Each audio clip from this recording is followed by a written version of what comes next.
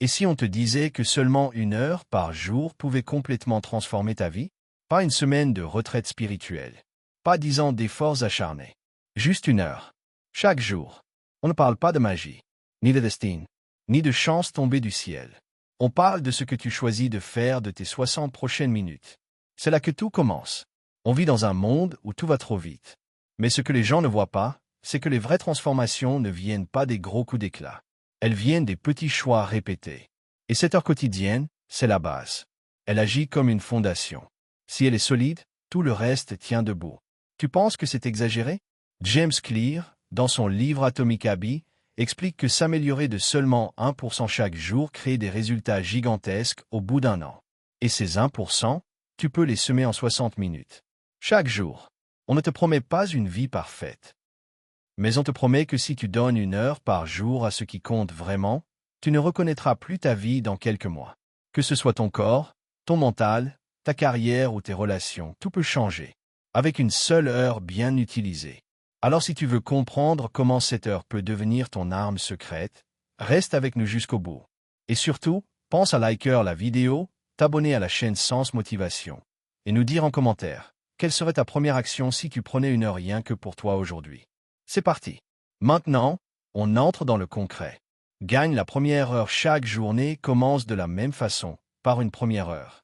Et cette heure-là, elle est décisive, parce qu'elle donne le ton, l'énergie, la direction. Si on la rate, on passe notre journée à courir derrière les choses. Si on la maîtrise, c'est le reste de la journée qui s'aligne.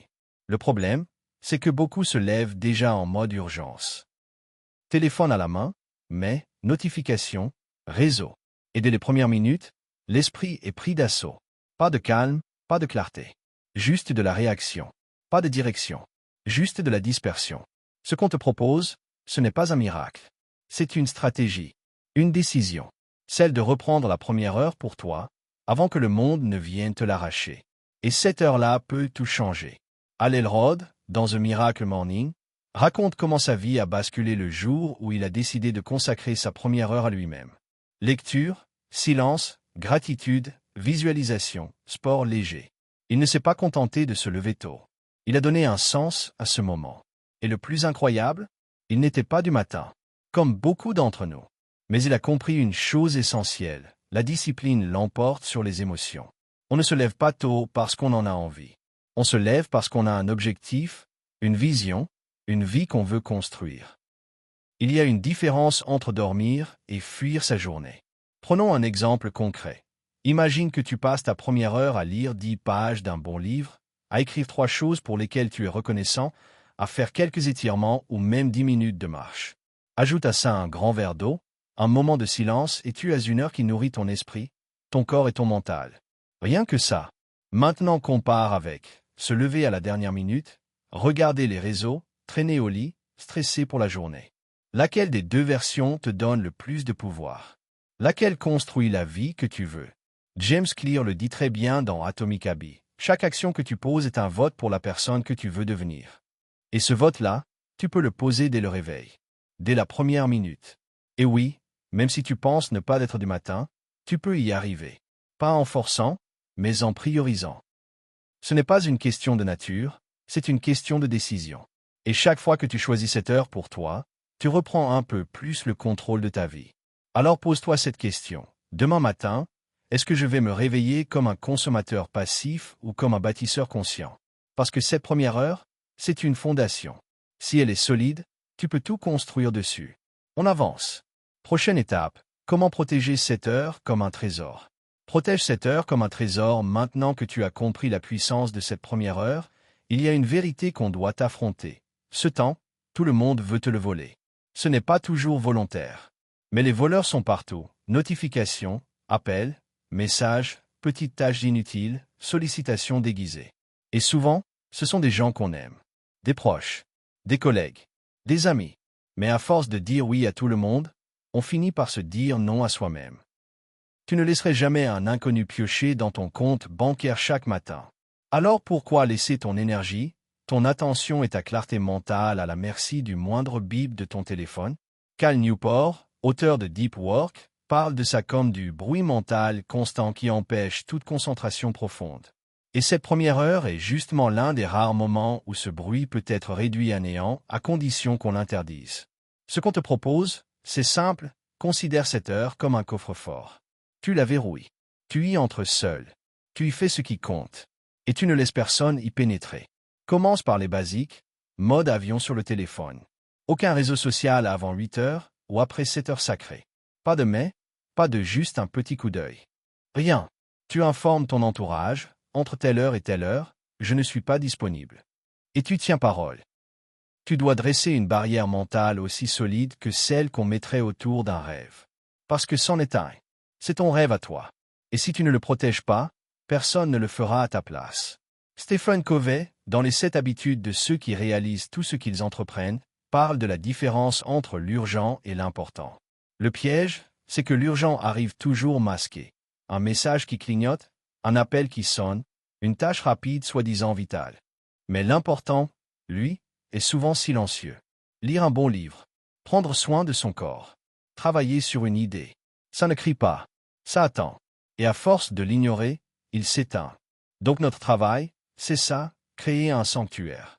1 heure par jour. Hors du bruit, hors de la pression. 1 heure qu'on défend comme un trésor. Parce qu'elle en est un. Pose-toi cette question simple, qu'est-ce qui compte le plus? Et maintenant demande-toi, est-ce que je lui donne vraiment une place dans ma journée? Si la réponse est non, c'est ici qu'il faut commencer. Et rappelle-toi, ce n'est pas négociable.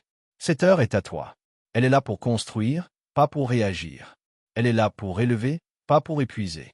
C'est ton territoire. Tu dois le défendre. On passe maintenant à la suite. Comment utiliser cette heure pour changer ton corps et ton énergie? La direction avant l'action, agir sans direction, c'est comme courir sur un tapis roulant. Tu t'épuises. Tu transpires. Tu crois avancer, mais tu restes exactement au même endroit. Et c'est ce que beaucoup vivent chaque jour. Ils se lèvent, ils enchaînent les tâches, ils cochent des cases, mais à la fin, il n'y a aucun progrès réel. Juste de la fatigue mentale. Juste l'impression d'avoir été occupé. Ce qu'il nous manque? Une direction claire. Une intention. Un capitole. Jim Rohn le dit parfaitement. Si tu ne conçois pas ton propre plan de vie, tu risques de tomber dans celui de quelqu'un d'autre. Et devine ce qu'ils ont prévu pour toi? Pas grand-chose. Chaque heure qu'on investit sur nous doit avoir un but. On ne peut pas juste faire des choses. On doit savoir pourquoi on les fait. C'est là que l'intention change tout. Avant de commencer ta session du matin, pose-toi 3 questions simples, mais puissantes. Quel est mon objectif aujourd'hui?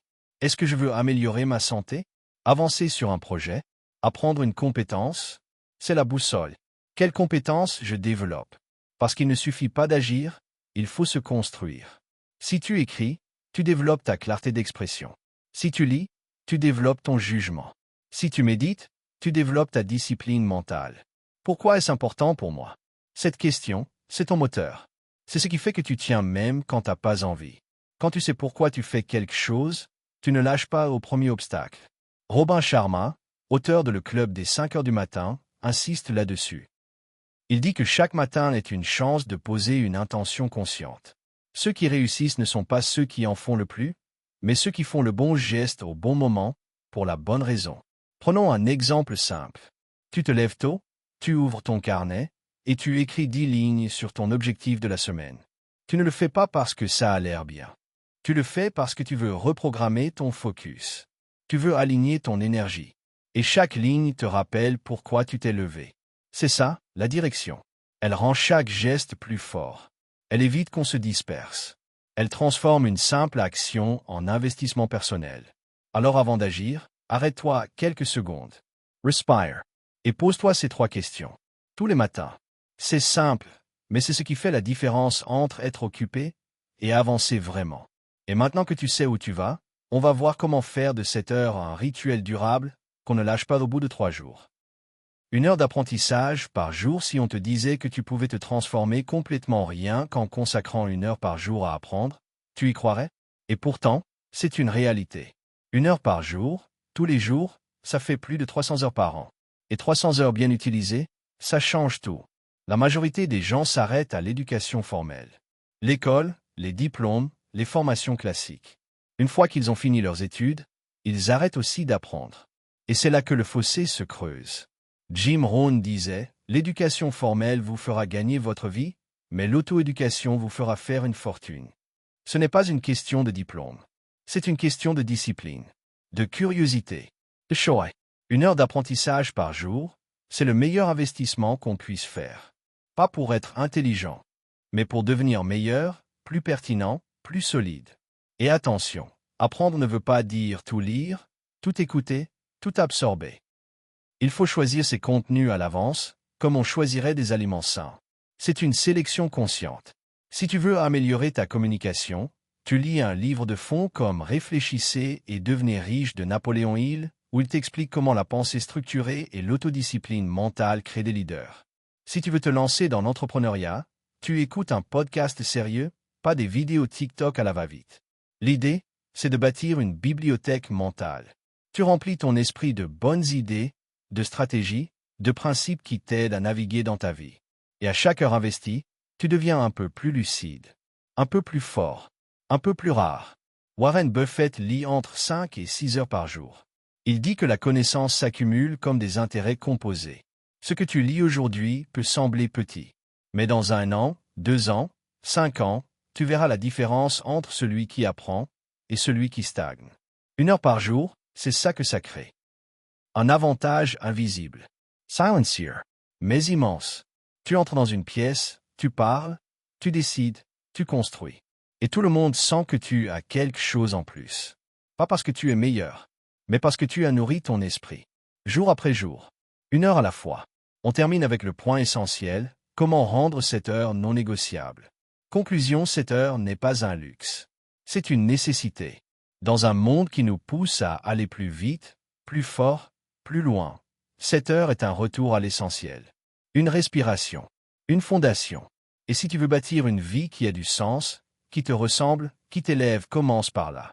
1 heure par jour. Pas plus. Mais pas moins. C'est ta promesse envers toi-même.